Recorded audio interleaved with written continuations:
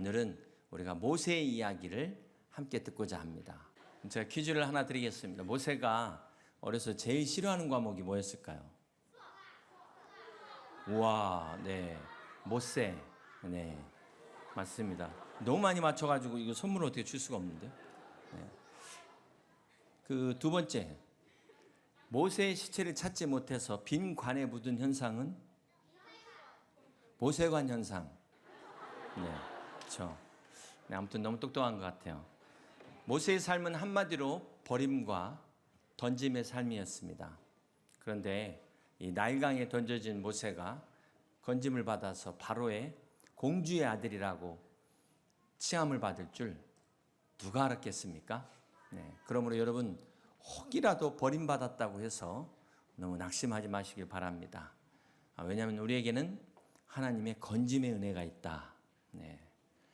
모세는 태어날 때 이집트 왕이 바로의 긴급조치 1호가 이스라엘의 남자가 태어나거든 나일강에 버리라는 것이었습니다.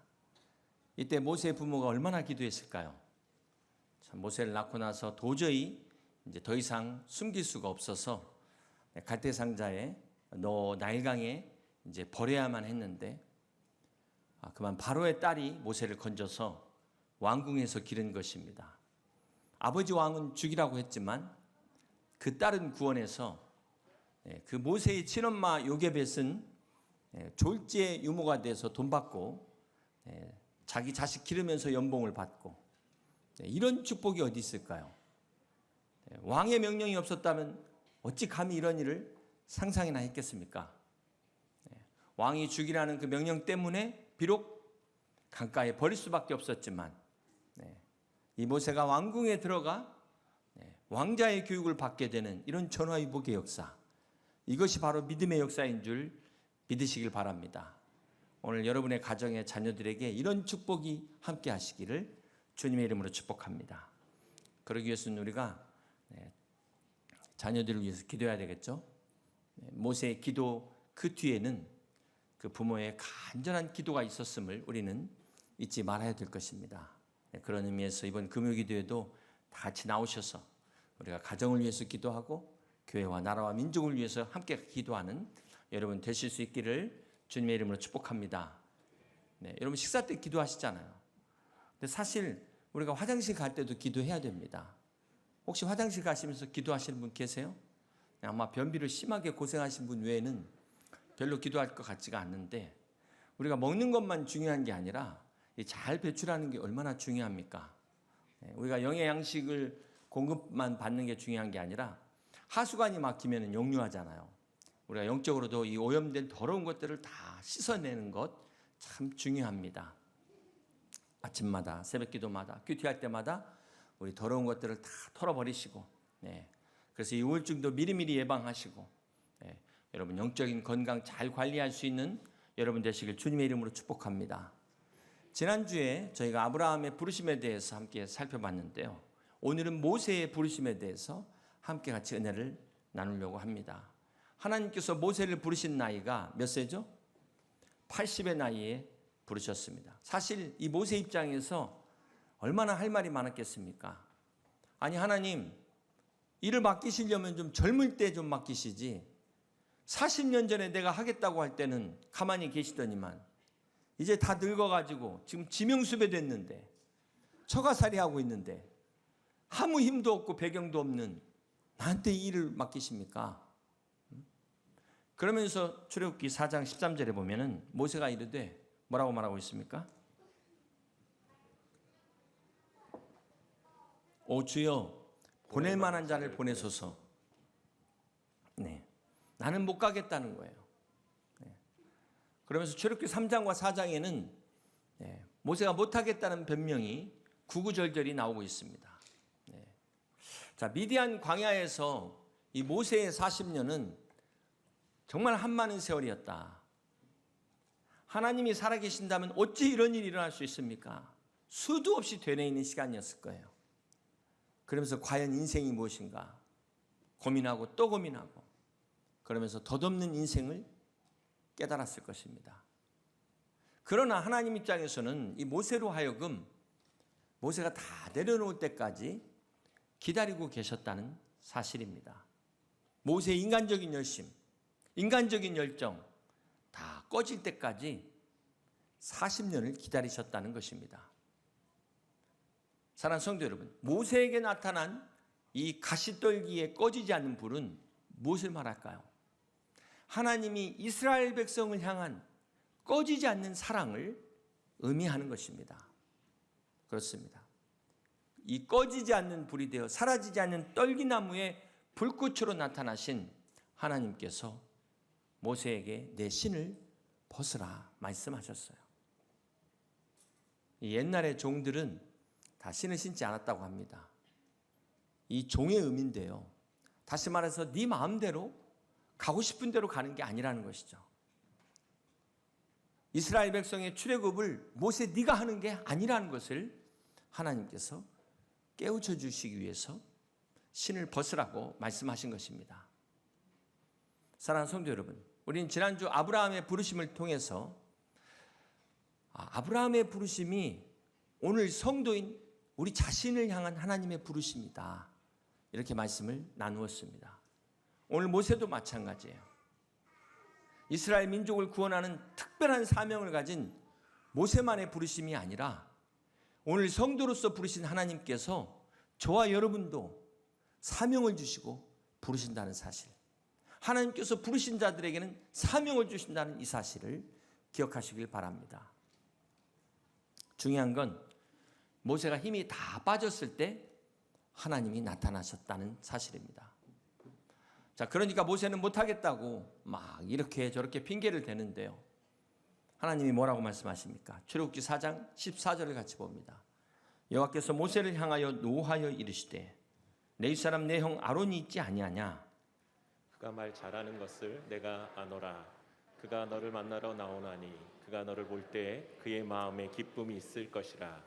자, 이전까지는 정말 하나님께서 조근조근하게 다 설명하시고 친절하게 기적도 보여주셨는데 이제는 하나님께서 막 화를 내십니다. 그러면서 더 이상 도망 못 가도록 형 아론을 붙여주십니다. 자, 오늘 이 모세를 통해서 우리에게 주시는 교훈이 무엇일까요? 우리 하나님은 내가 할 수 있다고 생각할 때 기다리신다는 겁니다. 바람 다 빠질 때까지 기다리십니다. 그리고 우리 그 바람이 다 빠지면 그때 부르세요. 그리고 새 바람을 불어 넣어 주십니다. 바로 성령의 바람을 불어 넣어 주십니다. 그리고 또 하나는 우리 혼자서 하지 않도록 하나님께서 동역자들을 세우신다는 거예요. 자, 이것이 바로 하나님의 방법이라는 것입니다. 오늘 경건 말씀이 사무엘상 14장 말씀인데요. 이 하나님의 말씀에 지금 불순종하는 사울의 이야기가 계속해서 진행 중입니다. 근데 오늘 말씀에 보면은 이 사울이 지금 전쟁 중인 이스라엘 병사들에게 금식을 선포하는 거예요. 아니, 지금 밥을 먹고 나가서 싸워도 부족할 판에 전쟁을 하고 있는 병사들에게 금식하게 하면 어떻게 되겠습니까? 그러면서 먹는 자들을 저주합니다. 여러분, 이건 신앙이 아니에요. 지금 사울 왕이 하나님과 관계가 잘못된 상태에서 무조건 금식만 하면 하나님이 들어줄 것이다? 이건 믿음이 아니라 미신입니다. 미신. 그 바람에 오히려 이스라엘 백성들이 다 죄를 짓게 되잖아요. 이렇게 점점 사울의 실체가 드러나게 됩니다. 처음에는 정말 겸손하게 시작했던 이 사울 왕이 어쩌다 이렇게 됐을까요? 사무엘 선지자를 제끼고 자기 스스로 제사장의 고난까지 월권하다 보니까 그가 왕이었음에도 불구하고 몰락의 길을 걷게 됐다는 것입니다. 우리는 이 새벽마다 주시는 말씀을 통해서 이 사울을 반면교사 삼아야 될 것입니다. 자, 그런가 하면 오늘 모세가 하나님 앞에 부르심받은 이유에 대해서 히브리서에는 그 세 가지 이유를 말씀을 하고 있습니다. 우리 히브리서 11장 24절 말씀 함께 봅니다. 믿음으로 모세는 장성하여 바로의 공주의 아들이라 칭함받기를 거절하고. 하나님께서 모세를 부르신 첫 번째 이유가 그가 거절한 것 때문인데 무엇을 거절했다고요? 공주의 아들을 거절했다는 것입니다. 이 당시 이집트가 전 세계를 호령하는 대제국이었는데요. 역사가 요세푸스에 의하면 이 바로의 공주가 투트모스 1세의 외동딸 하셉수스였다고 이야기를 합니다. 자, 그렇다면 적어도 모세가 그 자리에 가만히만 있었어도 왕위 계승 서열 2위 내지 3위는 되는 거예요. 그러지 않아도 왕족으로서의 부귀영화는 맡아놨다는 것입니다. 그런데도 불구하고 모세는 그것을 거절했다는 것입니다. 그렇습니다. 사랑하는 성도 여러분, 믿음은 바로 거절하는 것에서부터 시작됩니다. 시편 1편은 복에 대해서 우리에게 말씀을 하고 있는데요. 시편 1편 1절을 보면 복 있는 사람은 악인들의 꾀를 따르지 아니하며 죄인들의 길에 서지 아니하며 오만한 자들의 자리에 앉지 아니하고. 그렇습니다. 복 받는 비결은 아니요, 아니요 할 수 있는 것에서부터, 아니라고 할 수 있는 것에서부터 복은 시작되는 것입니다. 근데 사실 대부분 거절하지 못해가지고 얼마나 많은 어려움을 당하는지 모릅니다. 오늘 여러분의 삶에 있어서 한번 돌아보세요. 내가 거절할 것을 거절하지 못하는 적은 없는가? 예전에 스티브 잡스가 이런 말을 했습니다. 적절히 거절하는 것이야말로 나를 지키고 효율적으로 일할 수 있는 최선의 방법이다. 세상에서도 이런 이야기를 하는데요. 자, 그럼에도 불구하고 막상 거절하는 것이 쉽지 않습니다. 우리가 책임감도 있고요. 또 왠지 우리가 공손하지 못해 보이는 것 같아서 거절하기가 쉽지 않습니다. 또 이 특별히 거절을 못하는 사람들의 그 심리를 들어가 보면 다 모든 사람에게 인정받으려고 하다 보면 거절을 못합니다. 그러다 보면 무리하게 약속을 해가지고 나중에 더 난처해지는 그런 경우를 보게 됩니다. 그래서 애초에 거절할 것은 거절하는 용기가 필요합니다. 그래서 우리가 이 건강한 관계에 있어서는 이 거절을 지혜롭게 잘하는 것이 중요하다는 것입니다. 자, 이렇게 하나님께서 모세를 부르신 첫 번째 이유가 이 거절의 이 단계를 잘 통과했다면, 두 번째는 히브리서 11장 25절 말씀입니다. 도리어 하나님의 백성과 함께 고난받기를 잠시 죄악의 낙을 누리는 것보다 더 좋아하고. 자, 두 번째 단계는 어떤 단계입니까? 바로 좋아하는 단계입니다. 억지로 하는 게 아니라 정말 내가 그거를 즐기면서 하는 그것을 말합니다. 여러분, 아무리 좋은 것도 이거 억지로 하려면 정말 힘든 거죠. 근데 중요한 것은 이 모세가 잠시 죄악의 낙을 누리는 것보다 하나님의 백성과 함께 고난받는 것을 더 좋아했다는 것입니다. 우리는 이것을 가치관의 변화라고 이야기합니다. 사랑하는 성도 여러분, 오늘 그리스도인들의 문제가 뭘까요? 이슬로는 주여 주여 하면서 하나님의 백성들과 함께 고난받기보다는 잠시 죄악의 낙을 즐기는 것을 더 좋아한다는 거, 이게 문제라는 거예요. 다시 말해 가치관의 변화가 없는 게 오늘 문제라는 것입니다. 그러다 보니까 가짜가 많이 나오는 거죠. 가짜가 많이 나와요. 그래서 우리가 진짜와 가짜를 구별을 해야 되는데 어떻게 구별할 수 있을까요? 그것은 그 사람이 정말 좋아하는 것을 보면 됩니다. 무엇을 좋아하는가? 여러분, 우리가 결국 거절한다는 것은 진짜 좋은 걸 선택하기 위해서 사실 거절하는 거 아니겠습니까? 진정한 믿음이라는 것은 하나님이 기뻐하시는 삶을 그걸 선택하기 위해서 거절하는 거예요. 그걸 즐기기 위해서 우리가 다른 것을 포기하는 것입니다. 근데 이게 분명하지 않으니까 나중에 헷갈리우스가 되는 거죠. 헷갈리우스. 신앙뿐만 아니라 우리 가정도 마찬가지입니다. 오늘 우리 부모들에게 있어서 우리 자녀들에게 해야 될 가장 중요한 교육이 뭘까요? 그것은 바로 막 학원 보내고 막 좋은 학교 보내고, 그것보다 더 중요한 것은 왜 공부를 해야 되는지를 가르쳐 주는 것입니다. 청바지를 최초로 만든 사람이 리바이 스트라우스, 독일계 유대인인데요. 1830년대 미국 샌프란시스코에서 금광이 발견되니까 많은 사람들이 몰려들었습니다. 이때 리바이 스트라우스가 광부들이 그 헤어진 바지를 꿰매는 걸 보고 어떻게 튼튼한 바지를 만들 수 없을까? 그래가지고 번뜩 아이디어가 천막의 천을 가지고 청바지를 만든 것이 최초의 청바지 리바이스가 돼서 떼돈을 벌었다고 합니다. 거의 금강 캐러 온 사람보다 더 많은 돈을 벌었다는 거예요. 여러분, 우리 손흥민 선수의 경제 가치가 2조가 넘는답니다. 뭐 별로 놀라시지도 않네요. 네. 그래서 우리 자녀들 공부만 강요할 게 아니라는 거죠. 우리 자녀들이 하나님이 어떤 달란트를 주셨는가를 찾아줘야 되는 겁니다. 개발시켜줘야 됩니다. 근데 우리나라 교육의 현실을 보면은요, 이 국영수 위주로 평가해가지고 1, 2, 3 이 서열별로 줄을 세워놔요. 네. 자, 이러니까 이게 교육의 문제라면은 유대인들의 교육은 각자의 개성을 살려서 저마다의 달란트로 꿈과 끼를 키워주는 겁니다. 그러면 전부 1등이 되는 거예요. 1등. 네. 우리나라가 아이비리그 그렇게 진학 잘해놓고 중도 탈락률이 높은 이유가 무엇 때문입니까? 입시 위주의 주입식 교육으로는 한계가 있다는 거죠. 그래서 유대인들은 남보다 뛰어나라라고 가르치지 않고 남과 다르게 되라고 이야기를 한다고 합니다.